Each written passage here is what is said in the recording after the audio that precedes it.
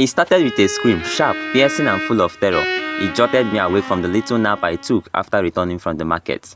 At first, I thought it was a nightmare, but as I sat up, I realized the sound had come from next door. I had left my 11-year-old daughter Aisha with Musa, our neighbor. He had always been helpful, always willing to lend a hand.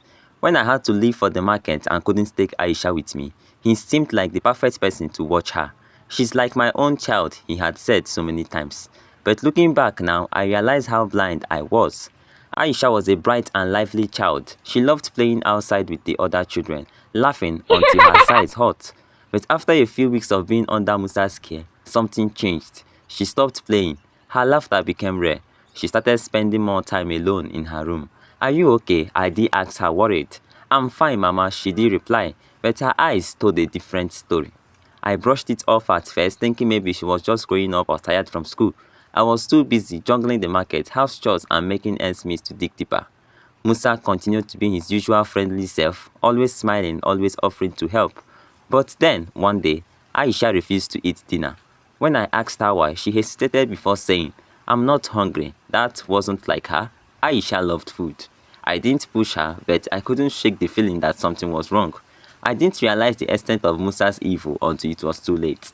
One afternoon, while I was at the market, Musa gave Aisha a plate of food. She told me later how he insisted she eat it, saying he had made it specially for her. Reluctantly, she ate. Not long after, she began feeling drowsy, her eyelids heavy. She fought to stay awake, but the sleep overtook her. When she woke up, she was in his room. She knew something terrible had happened, and she asked, "Uncle Musa, what happened to me?" "Nothing, dear. You are now a big girl," Musa replied. "Don't tell anyone, even your mommy, else you will die." She didn't tell me, she didn't tell anyone. One evening, I came home to find Aisha sitting quietly in her room, staring at the window. When I asked her if she was okay, she gave me a weak smile and said, "I'm fine, Mama," but her eyes were empty. Aisha had always been open with me. I could always tell when something was wrong. But now, when I asked her about her day, she just struggled, barely looking me in the eye. Then finally, Aisha tried to tell me what was happening, but this time I didn't listen. She had come to me while I was busy with laundry. "Mama, I want to tell you something," she said, her voice trembling. I was distracted, focused on getting the clothes washed, and I waved her off. "Not now, Aisha. I'm busy, okay? Maybe later," I said, brushing her off. She hesitated for a moment, looking like she wanted to say more, but she lowered her head and walked away. I didn't realize it then, but that was the moment she stopped trusting me. A few days later, she tried again. I had just come back from the market, exhausted from the day's work. Aisha was sitting on the couch, her hands folded in her lap. I noticed she was looking at me with wide eyes, like she was waiting for the right moment. "Mama, I need to tell you something," she said softly. I was tired, so tired. I had spent all my day on my feet, and my mind was clouded with thoughts of bills and food. "Aisha, please, not now. I don't have the energy for this right now," I said, my voice more harsh than I intended. Aisha flinched, as if my words had physically hurt her. She looked down at her hands, her face pale. "Okay, Mama," she whispered and slowly walked back inside. I didn't know it, but in that moment, I had just pushed my daughter further away. The next time she tried to share her pain, I wasn't there to listen.